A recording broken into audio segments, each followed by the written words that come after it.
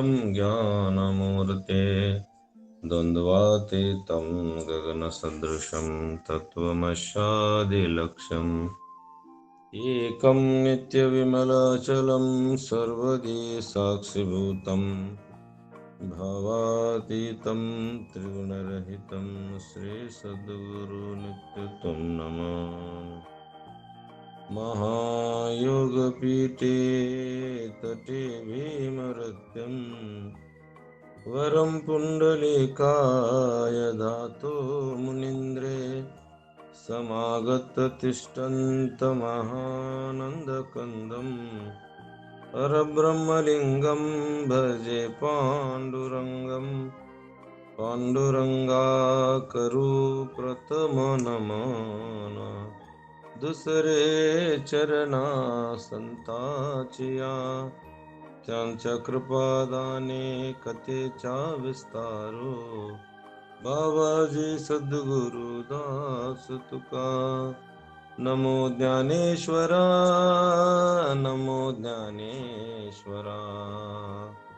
निवृत्ती उदार सोपान देवा मुक्ताबाई नमो त्रिभुवन पावने आद्यात्रयी जननी देवांची नमो सद्गुरु तुकिया ज्ञान दीपा नमो सद्गुरु सच्चिदानंद रूपा नमो सद्गुरु भक्त कल्याण मूर्ते नमो सद्गुरु भास्करा पूर्ण कीर्ते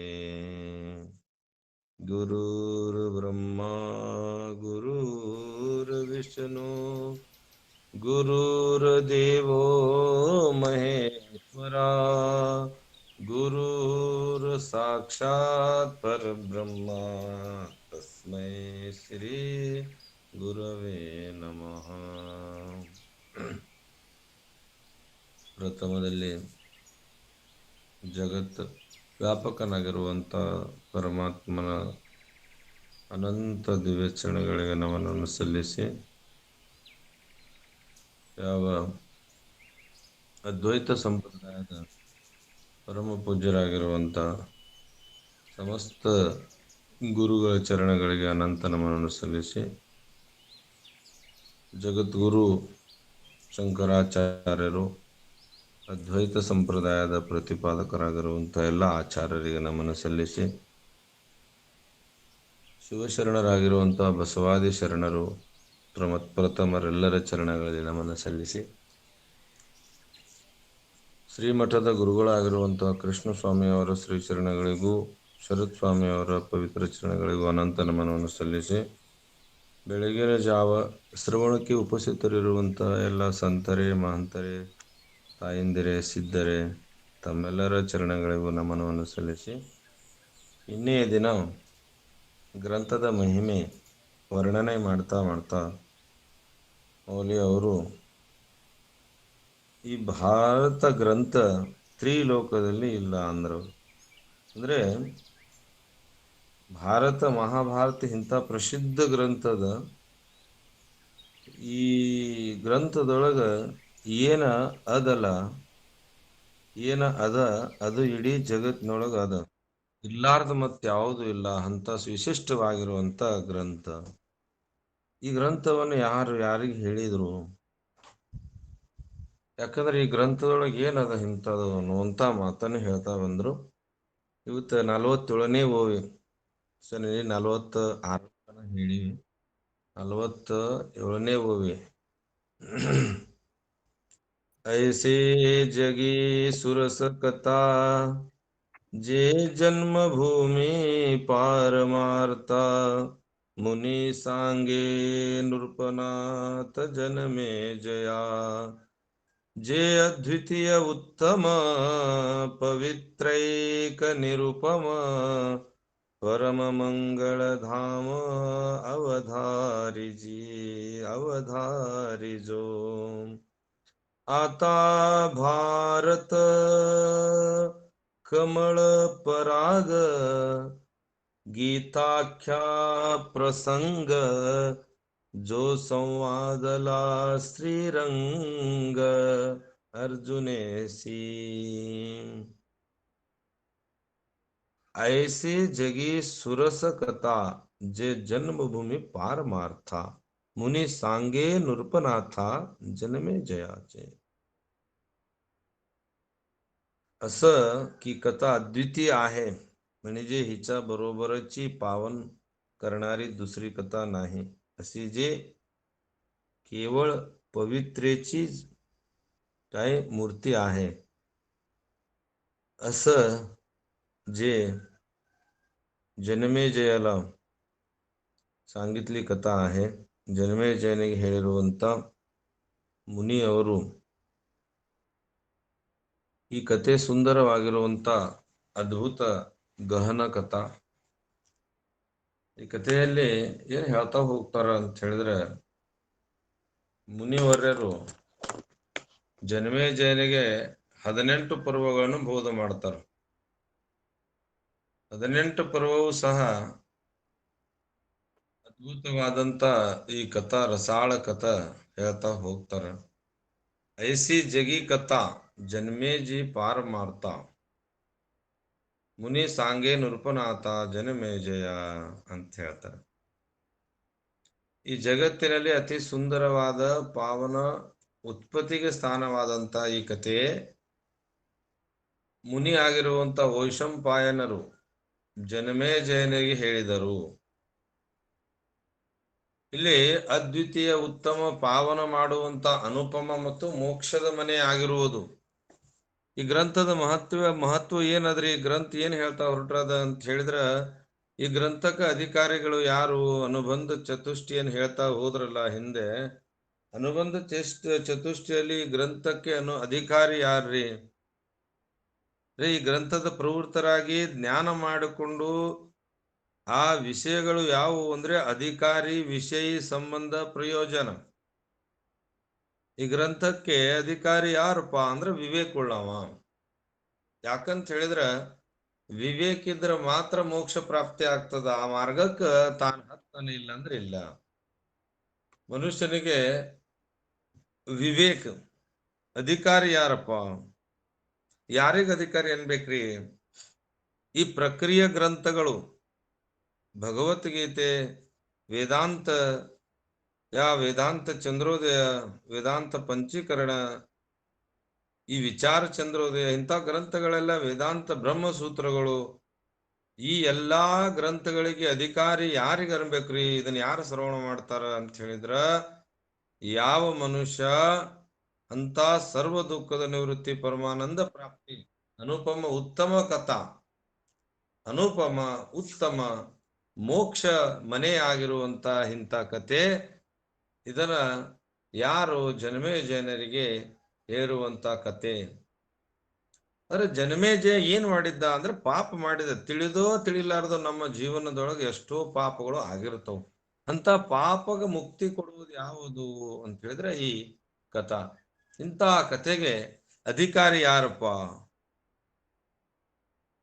ಆ ಕಥೆಯ ಗ್ರಂಥದ ಮುಖ್ಯ ಉದ್ದೇಶಗಳು ಏನಿರ್ತಾವ್ರಿ? ಗ್ರಂಥಕ್ಕೆ 4 ಇದು ಅನುಬಂಧ ಅಂತ ಹೇಳ್ತಾರೆ. ಏನು ಅನುಬಂಧ? ಗ್ರಂಥದಲ್ಲಿ ಪ್ರವೃತ್ತರಾಗರು ಜ್ಞಾನ ಮಾಡಿಕೊಳ್ಳುವಂತ ವಿಷಯಗಳಿಗೆ ಅನುಬಂಧ ಅಂತಾರೆ. ಏನ್ರಿ ಅನುಬಂಧ ಅಂದ್ರ? ನಾವು ಗ್ರಂಥದಲ್ಲಿ ಪ್ರವೃತ್ತರಾಗಿ ಜ್ಞಾನ ಮಾಡ್ಕೋಬೇಕು. ಆ ಜ್ಞಾನ ಮಾಡ್ಕೋಬೇಕಾಗಿತ್ತಂದ್ರ ಆ ಜ್ಞಾನಕ್ಕ ನಾವು ಹೊರಡುವಾಗ ನಮಗೇನಿರ್ಬೇಕು? ಗ್ರಂಥದಲ್ಲಿ ಏನದವ್ರಿ? ಅನುಬಂಧ ಅಂದ್ರ ಅಧಿಕಾರಿ. ಯಾರವ ಅಧಿಕಾರಿ? ಅಧಿಕಾರಿ ಅಧಿಕಾರ ಯಾರಿಗ್ರಿ ಅಧಿಕಾರ? ಎಲ್ಲೋ ಬೆಳೆದಿರುವಂತ ಒಬ್ಬ ಮಗಳು 20 ವರ್ಷ ಎಲ್ಲೋ ಉಂಡು ತಿಂದು ಬೆಳೆದಾಳ, ದೊಡ್ಡಕ್ಕಾಗ್ಯಾಳ. ಆ ಎಲ್ಲೋ ಬೆಳೆದಾಕಿ ಬಂದಿ ಮನೆಯೊಳಗ ಅಧಿಕಾರಿ ಆಗ್ತಾಳ, ತಂದು ಮನಿಗೆ ಒಡತಿ ಆಗ್ತಾಳ. ಹೆಂಗ ಆಗ್ತಾಳ? ಅಧಿಕಾರಿ ಯಾರಿಗಾಗ್ತದ ಅಂದ್ರೆ ವಿವೇಕಿಯಾಗಿ ಯಾವಾಗ ಆ ಮನೆ ಯಜಮಾನನ ಜೊತೆಗೆ ಮದುವೆ ಆಗಿ ಮಂಗಲಸೂತ್ರ ಕಟ್ಕೋತಾಳ ಅವಾಗ ಆಕಿ ಅಧಿಕಾರಿಣಿ ಆಗ್ತಾಳ. ಏನ್ ಅಧಿಕಾರಿಣಿ ಆಗ್ತಾಳಲ್ಲಿ? ಸಂಸಾರದ ಎಲ್ಲಾ ಆ ಸಂಪತ್ತಕ್ಕೆ ಅಧಿಕಾರಿ ಆಗ್ತಾಳ. ಹಂಗ ನಾವು ಬಂದಿರುವಂತ ಮನುಷ್ಯ ಜನ್ಮಕ್ಕೆ ನಾವೇನ್ ಮಾಡಬೇಕು? ಅಧಿಕಾರಿ ಯಾರೂಪ ಅಂತ ಹೇಳಿದ್ರ ಆತ್ಮ ಅನಾತ್ಮದ ಯಾವುದು ಸತ್ಯ ಮತ್ತು ಯಾವುದು ಮಿಥ್ಯ, ತ್ರಿಕಾಲ ಅಬಾಧಿತವಾಗಿರುವಂತ ವಸ್ತು ಯಾವುದು ಅದನ್ನು ತಿಳ್ಕೊಳ್ಳುವಂತವನಿಗೆ ವಿವೇಕಿ ಅಂತಾರ. ಅಂತ ವಿವೇಕಿ ಆಗಿರುವ ಮನುಷ್ಯ ಏನಾಗಿರ್ಬೇಕ್ರಿ? ಈ ಗ್ರಂಥ ಮೋಕ್ಷದ ಮನೆಯಾಗಿದೆ ಅಂತಾರ ಅವ್ರು. ಆದ್ರೆ ಮೋಕ್ಷ ಅಂದ್ರೆ ಯಾರಿಗೆ ಸಿಗ್ತದ್ರಿ? ಮೋಕ್ಷ ಮೋಕ್ಷ ಅಂದ್ರೆ ಏನು? ಸರ್ವ ದುಃಖದ ನಿವೃತ್ತಿ, ಪರಮಾನಂದ ಪ್ರಾಪ್ತಿ. ಹೌದ್ರಿ, ಸರ್ವ ದುಃಖದ ನಿವೃತ್ತಿ, ಪರಮಾನಂದ ಪ್ರಾಪ್ತಿ ಸರಿಯದ. ಹಾಗಾದ್ರೆ ಯಾರು ಇದಕ್ಕೆ ಅಧಿಕಾರಿ ಅಂತ ಹೇಳಿದ್ರ, ಅಧಿಕಾರಿ ಲಕ್ಷಣ ಹೆಂಗಿರ್ಬೇಕು ಅಂದ್ರೆ, ಅಧಿಕಾರಿ ಬಲ್ಲಿ ಆತ್ಮ ಅನಾತ್ಮ, ಸತ್ಯ ಮತ್ತು ಮಿಥ್ಯ ಯಾವುದು, ಯಾವುದು ಅಬಾಧಿತ, ಯಾವುದು ಬಾಧಿತ, ಹೀಗೆ ವಿಚಾರ ಮಾಡುವಂತ ವಿವೇಕಿ ಆತನ ಇಚ್ಛೆ, ಆ ಅಧಿಕಾರಿ ಇಚ್ಛೆ, ಆ ಯಾರು ಅಧಿಕಾರಿ ಹಿಂಗ ಇಚ್ಛೆ ಇರ್ಬೇಕು. ಇಂಥ ಇಚ್ಛೆ ಇದ್ದಾಗ ಆ ಮನುಷ್ಯನಿಗೆ ಮಾತ್ರ ಈ ಅಧಿಕಾರಿ ಗ್ರಂಥ ಕೇಳಾಕ ಅಧಿಕಾರಿ. ಗ್ರಂಥ ಕೇಳಿದ್ರು ಸಹ ನಮಗ ಏನಾಗ್ತದ? ಅದಕ್ಕ ಏನಾರ ಲಾಭ ಆಗ್ತಾವ. ನಾವು ಅಧಿಕಾರಿನೇ ಇಲ್ಲ, ನಮಗೆ ಈ ಶಬ್ದನೇ ಗೊತ್ತಿಲ್ಲ. ಯಾವ ಶಬ್ದ ಗೊತ್ತಿಲ್ಲ? ಆತ್ಮ ಯಾವುದು, ಅನಾತ್ಮ ಯಾವುದು, ಆತ್ಮ ಅನಾತ್ಮ ನಮಗ್ ಇನ್ನೂ ಏನದ? ಎಷ್ಟೋ ದಿವಸ ಆತ್ ನಾವು ಪಾರಮಾರ್ಥ ಕೇಳಾಕತ್ತಿ. ನಾನು ಸಾಯ್ತೀನಿ, ನನಗ ಮರಣದ, ನಾ ಸತ್ರ ಹೆಂಗ ನಾಳೆ, ಇದೇ ನಮ್ಮ ಮನಸ್ಸಿನೊಳಗದ. ಯಾವುದು ಸಾವಿಲ್ಲದು, ತ್ರಿಕಾಲ ಅಬಾಧಿತ, ಯಾರು ಜನ್ಮನೇ ಆಗಿಲ್ಲ, ನಮ್ಮವ್ ಬಂಜದಳ, ನಾ ಹುಟ್ಟೇ ಇಲ್ಲ, ಹುಟ್ಟಿಲ್ಲ ಅಂದ್ರ ತೊಟ್ಲಲ್ಲಿ ಕಟ್ತಾರ, ತೊಟ್ಲ ಕಟ್ಟಿ ಹೆಸರಲ್ಲಿ ಇಡ್ತಾರ. ನನಗ ಜನ್ಮನೇ ಇಲ್ಲ, ಜನ್ಮ ಇಲ್ಲದ್ದು, ಮರಣ ಇಲ್ಲದ್ದು, ಜನ್ಮ ಇಲ್ಲ ಮರಣ ಇಲ್ಲ, ಮತ್ತಿಷ್ಟೊಂದೆಲ್ಲ ಗದ್ಲ ಹೆಂಗದ? ಅಂದ್ರೆ ಅಜ್ಞಾನ, ಆವರಣ, ಆವರಣ ದೋಷ ನಮಗ್. ಅಂತ ಆವರಣ ದೋಷ ಕಳ್ಕೊಂಡು ಈ ಗ್ರಂಥ ಏನ್ ಮಾಡ್ತದಪ್ಪ ಅಂದ್ರೆ, ನಿನಗ ಇದು ಈ ಭಾರತ ಗ್ರಂಥ ನಿನಗ ಮೋಕ್ಷದ ಮನೆ ಆಗ್ಯದ ಅಂತ ಹೇಳ್ಕೋತ ಬರ್ತಾರೆ. ಹಾಗಾದ್ರೆ ಮೋಕ್ಷಕ್ಕ ಯಾರ್ರೀ? ಮೋಕ್ಷ ಅಂದ್ರೆ ಯಾವ್ದಕ್ ಸಿಗ್ತದ ಅಂದ್ರೆ, ಮೋಕ್ಷ ಅಂತ ಬಂದದ್ರ ಈ ಮೋಕ್ಷದ ಮೊದಲು ಬಹಳ ಅದಾವು. ಮೊದಲು ಅಧಿಕಾರಿ ಆಗತು, ವಿವೇಕಿ ಆತು. ಇನ್ನ ಈ ವಿವೇಕಿಗೆ ಇಚ್ಛೆಗಳು ಯಾವ್ಯಾವು? ಈ ಇಚ್ಛೆಗಳು ಇರ್ಬೇಕು. ಯಾವುದು? ವಿವೇಕ, ವೈರಾಗ್ಯ, ಶಮ, ಧಮ, ಉಪರತಿ, ತಿತಿಕ್ಷೆ, ಶ್ರದ್ಧೆ, ಸಮಾಧಾನ, ಕೊನೆಗೆ 9ನೇದು ಮೋಕ್ಷ. ಏನ್ರಿ? ಸಾಧನ ಚತುಷ್ಟಯಲ್ಲಿ ಇಚ್ಛೆಗಳದವು. ಈ ಸಾಧನ ಮಾಡ್ಕೊತ ಹೋಗ್ಬೇಕಾದ್ರೆ ಇಚ್ಛೆ ಅದಾವು. ಮೊದಲನೇದು ಯಾವ್ದು ಹೇಳ್ರಿ? ವಿವೇಕ. ವಿವೇಕ ಅಂದ್ರ ಆತ್ಮ ಅನಾತ್ಮ, ಸತ್ಯ ಅಸತ್ಯ, ಇದನ್ನು ತಿಳಿಬೇಕಾತ, ಮುಂದೆ ನೋಡ್ಬೇಕು ದಿನಂಪ್ರತಿ ನಿತ್ಯ ಅದರಲ್ಲಿ ಅನುಸಂಧಾನ ಮಾಡುವವನು ವಿವೇಕಿ. ಆಗ ಆತನಿಗೆ ವೈರಾಗ್ಯ ಪ್ರಾಪ್ತಿ ಆಗ್ತದ. ವೈರಾಗ್ಯ ಅಂದ್ರ ಈ ಲೋಕದಿಂದ ಹಿಡಿದು ಸ್ವರ್ಗ ಲೋಕದ ಪರ್ಯಂತ ಇರುವಂತ ಭೋಗಗಳು ಅವು ದೋಷ ಭರಿತವಾಗಿವೆ. ಏನ್ರಿ? ನಾವೇನು ಭೋಗ ಮಾಡಾಕತ್ತೀವಲ್ಲ, ಈ ಭೋಗ ಭೂಮಿ ಇಲ್ಲಿಂದ ಹಿಡ್ಕೊಂಡು ಸ್ವರ್ಗ ಲೋಕದ ಪರ್ಯಂತ ಏನಿದಾವಲ್ಲ, ಆ ಎಲ್ಲವೂ ಸಹ ಏನದವು ಅಂತ ಹೇಳಿದ್ರ ಅವು ವಿಕಾರದಿಂದದವು. ವಿಕಾರ ಇರುವುದೇ ವಿಕಾರ. ಆ ವಿಕಾರವನ್ನೇ ನಾವು ಸುಖ ಅಂತ ತಿಳ್ಕೊಂಡಿರ್ತೀವಿ. ಹಾಗಾಗಿ ವೈರಾಗ್ಯ ಯಾವಾಗ ಪ್ರಾಪ್ತಿ ಆಗ್ತದಂದ್ರೆ, ಯಾವಾಗ ಮನುಷ್ಯ ತನ್ನ ವಿವೇಕ ಜಾಗೃತ ಮಾಡ್ಕೋತಾನ, ಆಗ ಮಾತ್ರ ಲಾಭ ಐತ್ರಿ ಇದ್ರಾಗ. ನಾವು ಎಲ್ಲಿ ತನ ಸುಮ್ನ ಅಧಿಕಾರಿನೇ ಇಲ್ಲದಕ್ಕ ಕೇಳುವುದು, ಸುಮ್ಮನೆ ಭಾರಿ ಹೇಳ್ಯಾರ ಅಂತ ಹೇಳುವುದು, ಇದರಿಂದ ಏನ್ ಲಾಭ ಆಗುದಿಲ್ಲ ನಮ್ಗೆ. ನಾವು ಮೋಕ್ಷಕ್ಕೆ ಹೋಗ್ಬೇಕಾಗಿತ್ತಂದ್ರೆ ನಮಗಿಷ್ಟೆಲ್ಲಾ ಅನುಬಂಧ ಇರ್ಬೇಕು. ಆ ಏನಿರ್ಬೇಕು ಅಂತ ಹೇಳಿದ್ರೆ ಇಚ್ಛೆಗಳು ಇರ್ಬೇಕು. ಯಾವ ಇಚ್ಛೆ ಇರ್ಬೇಕ್ರಿ? ಆ ಇಚ್ಛೆ ಹೆಂಗಿರ್ಬೇಕಂದ್ರೆ, ನಾನು ವಿವೇಕಿ ಆಗಿರ್ಬೇಕು, ವೈರಾಗ್ಯ ಪ್ರಾಪ್ತಿ ಮಾಡ್ಕೋಬೇಕು. ಆ ವೈರಾಗ್ಯ ಪ್ರಾಪ್ತಿ ಆತಂದ್ರೆ ಈ ಮುಂದಿನ ಸಂಪತ್ತುಗಳು ಸಿಗುತ್ತಾವ. ಶಮ, ಧಮ, ಉಪರತಿ, ತಿತಿಕ್ಷೆ, ಶ್ರದ್ಧೆ, ಸಮಾಧಾನ, ಆಗ ಮೋಕ್ಷ. ಈ ಗ್ರಂಥ ಮೋಕ್ಷ ಯಾವಾಗ ಕೊಡ್ತದ ಅಂತ ಹೇಳಿದ್ರೆ ಆಗ ಕೊಡ್ತದ. ಹಾಗಾದ್ರೆ ಏನ್ರಿ ಇವು ಶಮ? ನಮ್ಮ ಮನಸ್ಸಿನಲ್ಲಿರುವಂತ ವಿಕಾರಗಳನ್ನು ಸ್ವಚ್ಛ ಮಾಡೋದು. ಒಳಗಡೆ ಇರುವವು ಒಳಗಡೆ ಏನೇನೋ ಅದಾವ ನಮ್ಮೊಳಗ. ಹೊರಗೆ ನೋಡಾಕ ಬಹಳ ಚಂದ ಬಟ್ಟೆ ಹಾಕೊಂಡಿರ್ತೀವಿ, ಚಂದಾಗಿ ಮಾತಾಡ್ತೀವಿ, ಖರೆ ಒಳಗಡೆ ಏನಾವು? ಒಳ ಸರ್ವ ವಾಸನೆಗಳ ತ್ಯಾಗ. ಒಳಗಡೆ ಯಾವುದು ಸರ್ವ ವಾಸನೆ, ಅವುಗಳ ತ್ಯಾಗ ಮಾಡ್ಬೇಕು, ಅದು ಶಮ. ಧಮ ಅಂದ್ರ ಹೊರಗಡೆ ಇಂದ್ರಿಯ ವಿಷಯಗಳು ಯಾವ ಕಡೆ ಓಡ್ತಾ ಇದಾವಲ್ಲ, ಹೊರಗಿನವುಗಳು ದಶೇಂದ್ರಿಯಗಳನ್ನ, ಇವುಗಳನ್ನ ನಾವು ಏನ್ ಮಾಡಬೇಕು ಅಂತ ಹೇಳಿದ್ರ, ವಿಷಯದ ಕಡೆ ಹೋಗದಂತೆ ವಿವೇಕಿಯಾಗಿರ್ಬೇಕು. ಆಗ ನಮಗ ಉಪರತಿ, ಸರ್ವ ಪ್ರಪಂಚದ ಲೌಕಿಕ ವಸ್ತುಗಳಲ್ಲಿ ದೋಷ ಕಂಡು ಬರ್ತದ. ಯಾವಾಗ ದೋಷ ಕಂಡು ಬರ್ತದಲ್ಲ, ಆಗ ನಮ್ಮಲ್ಲಿ ತಿತಿಕ್ಷಾ, ದ್ವಂದ್ವ ಧರ್ಮಗಳ ಸಹನೆ ಪ್ರಾಪ್ತಿ ಆಗ್ತದೆ. ದ್ವಂದ್ವ ಧರ್ಮಗಳು ಯಾವ್ಯಾವು? ಮಾನ ಆಗಿರ್ಲಿ, ಅಪಮಾನ ಆಗಿರ್ಲಿ. ನಾವ್ರೇ ಹೇಳ್ತೀವಿ ಖರೆ, ಈಗ ನಾವು ಎಷ್ಟೋ ಮಾನ ಹಿಡ್ಕೊಂಡು ಕೂತಿರ್ತೀವಿ, ನಮಗ್ ಕರೀಲಿಲ್ಲ, ನಮಗ್ ಹೇಳಿಲ್ಲ, ನಮಗ್ ಮಾಡ್ಲಿಲ್ಲ. ಮತ್ತು ಗ್ರಂಥ ಮಾತಾಡೋದು ಹೆಂಗ? ನೀವು ಸ್ಥೂಲ ಶರೀರಕ್ಕೆ ಅದಾವು ಮಾನ ಅಪಮಾನಗಳು, ಸೂಕ್ಷ್ಮ ಶರೀರ ಸ್ಥೂಲ ಶರೀರಕ್ಕದು. ನೀವ್ಯಾರಿದ್ದೀರಿ? ನೀವೇ ಸೂಕ್ಷ್ಮ ಅದಿರೋ, ಸ್ಥೂಲ ಅದಿರೋ, ಕಾರಣ ಅದಿರೋ, ಮತ್ ಯಾಕೆ ಮಾನ್ ಹಿಡಿದಿರಿ? ಹೇಳಾಕ ಬಹಳ ಚಂದ ಅದ್ರಿ, ಬಟ್ ಇದನ್ನ ಅನುಸರಣೆ ಮಾಡಾಕ ಬಹಳ ಕಷ್ಟದ. ಬೋಲಣೆ ಸಹಜ, ಕರಣೆ ಕಠಿಣ. ತುಕಾರಾಮ್ ಮಹಾರಾಜ್ ಹೇಳ್ತಾರ, ಮಾತಾಡಾಕೇನ್ರಿ ಚಂದಾಗಿ ಮಾತಾಡ್ತೀವಿ ಶಬ್ದ ಬಾಯ್ಪಟ್ಟು ಮಾಡಿ, ಆದ್ರೆ ನಮಗ ಕರೀಲಿಲ್ಲ ನಾ ಅನ್ನೋದು ಹಿಡ್ಕೊಂಡು ಕೂತಿರ್ತೀವಿ, ಮತ್ತ ಶಾಸ್ತ್ರ ದಿನ ಹೇಳ್ತೇವೆ ನೋಡ್ರಿ ಹೆಂಗದು.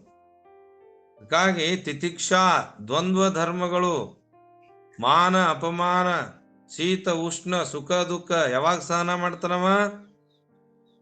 ಅಲ್ಲಿ ಆತನಿಗೆ ಸರ್ವ ಪ್ರಪಂಚದ ಲೌಕಿಕ ವಸ್ತುಗಳಲ್ಲಿ ದೋಷ ಕಂಡು ಬರ್ಬೇಕು, ಆಗ ತಿತಿಕ್ಷಾ ಆಗ್ತಾನ.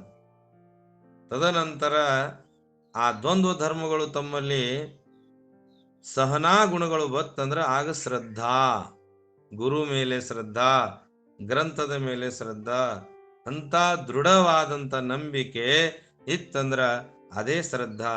ಆ ಶ್ರದ್ಧೆ ಇತ್ತಂದ್ರ ಮನುಷ್ಯನಲ್ಲಿ ಏನ್ ಬರ್ತದ್ರಿ ಅಂದ್ರೆ ಸಮಾಧಾನ.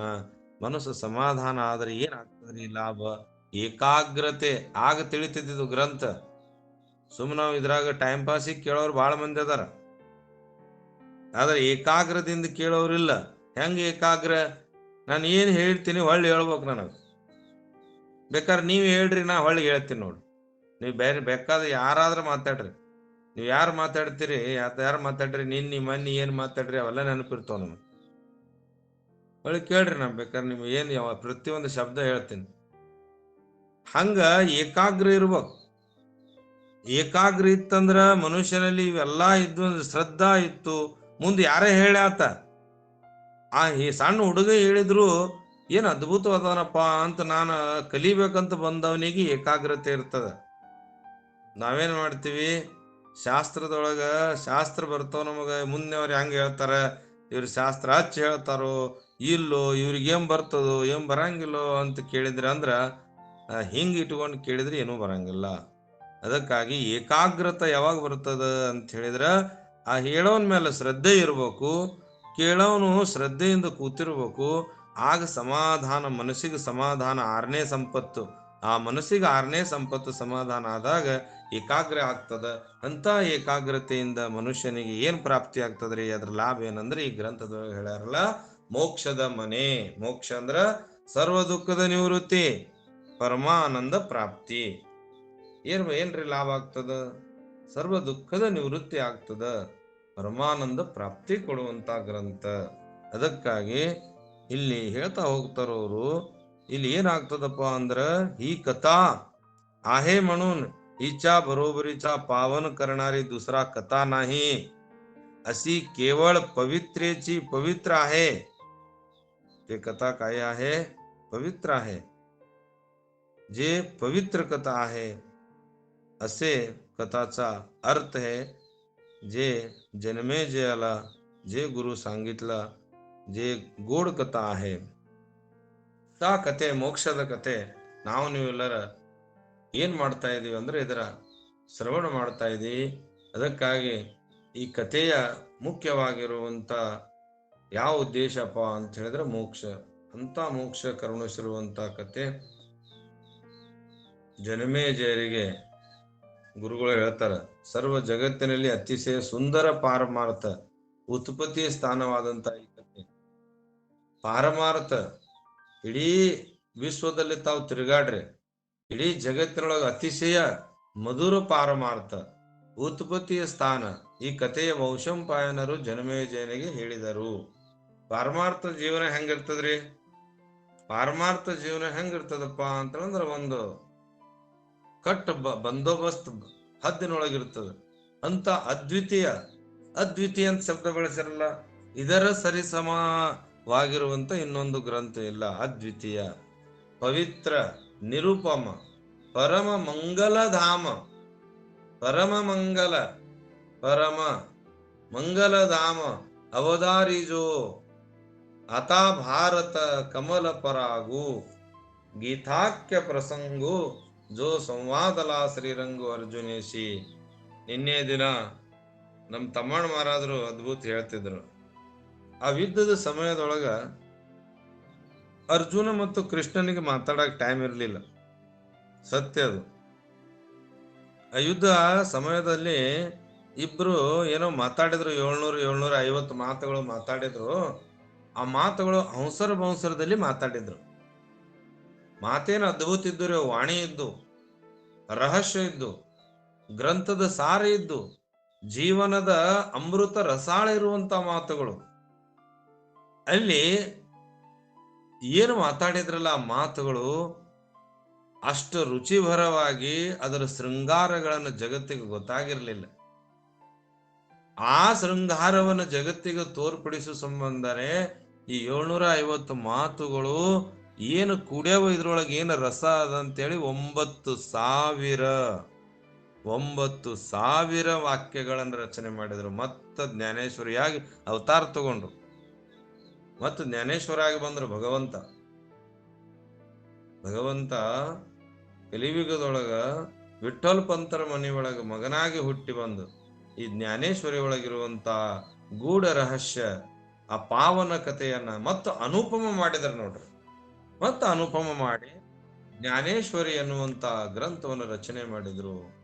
ಈ ಗ್ರಂಥದ ಮುಖ್ಯ ಉದ್ದೇಶ ಏನಪ್ಪ? ಅನುಪಮ, ಮೋಕ್ಷ, ತವರು ಮನೆ. ಇಂಥ ಕಥೆಯನ್ನು ಕೇಳ್ರಿ. ಈ ಭಾರತ ಒಂದು ಕಮಲ ಪುಷ್ಪ. ಭಗವಂತನು ಸ್ವತಃ ಅರ್ಜುನನಿಗೆ ಹೇಳಿದ ಗೀತಾ ವಿಷಯ ಇದೇ. ಇದರಲ್ಲಿ ಪುಷ್ಪರೇಣು ಏನ್ ಹೇಳ್ತಾರ್ರಿ? ಕಮಲ ಪುಷ್ಪ. ಈ ಭಾರತ ಕಥೆ ಇದೆಯಲ್ಲ, ಒಂದು ಕಮಲ ಪುಷ್ಪವು. ಈ ಕಮಲ ಪುಷ್ಪದ ಮೇಲೆ ಮಕರಂದ. ಯಾರು ಮಕರಂದ? ಅರ್ಜುನ. ಈ ಗೀತಾ ವಿಷಯದಲ್ಲಿ ಪುಷ್ಪರೇಣು ಅಂತ ಅದ್ಭುತವಾದಂತ ಈ ರಸಾಳವನ್ನ ಜಗತ್ತಿಗೆ ಕೊಟ್ಟಂತ ಅನುಪಮ ಈ ಅದ್ವೈತ ಪಾರಮಾರ್ಥ ತವರು ಮನೆಯಾಗಿರುವಂತ ಭಾರತ. ಪಾರಮಾರ್ಥ ಜೀವನ ಯಾವುದಕ್ಕೆ ಜೀವನ ಅಂತಾರಂತ ಹೇಳಿದ್ರ, ಯಾರ ಗುರುವಿನ ಗುಲಾಮರಾಗಿ ಜೀವನ ಮಾಡ್ತಿರ್ತಾರಲ್ಲ ಅದಕ್ಕೆ ಜೀವನ ಅಂತಾರ. ಇಷ್ಟೆಲ್ಲ ಕೇಳಿನೂ ನಮಗಿನ್ನೂ ಅದರ ಬಗ್ಗೆ ಇಷ್ಟೆಲ್ಲ ದಿನಂಪ್ರತಿ ಹೇಳ್ತಾ ಇದಾರ. ಹೇಳಿದ್ರು ಸಹ ನಮಗದು ತಿಳಿಯಂಗಿಲ್ಲ. ಎಷ್ಟು ವಿಚಿತ್ರ. ಒಂದ್ಸಲ ಕೀರ್ತನದಲ್ಲಿ ತಮ್ಮಣ್ಣ ಮಹಾರಾಜರು ಒಂದು ವಿಷಯ ಹೇಳಿದ್ರು, ಅದು ನೆನಪಾದ ನಾನು. ಎಲ್ಲೋ ಕೀರ್ತನ ನಡೆದಿತ್ತದು, ಬಹುಶಃ ತಿಮ್ಮಾಪುರಲ್ಲಿ ಇರ್ಬೇಕು. ಏನ್ ಹೇಳಿದ್ರಂದ್ರ, ಈ ನಾಯಿಗೆ ಕೊರಳಾಗ ಬೆಲ್ಟ್ ಕಟ್ಟಿರ್ತಾರ ನೋಡ್ರಿ.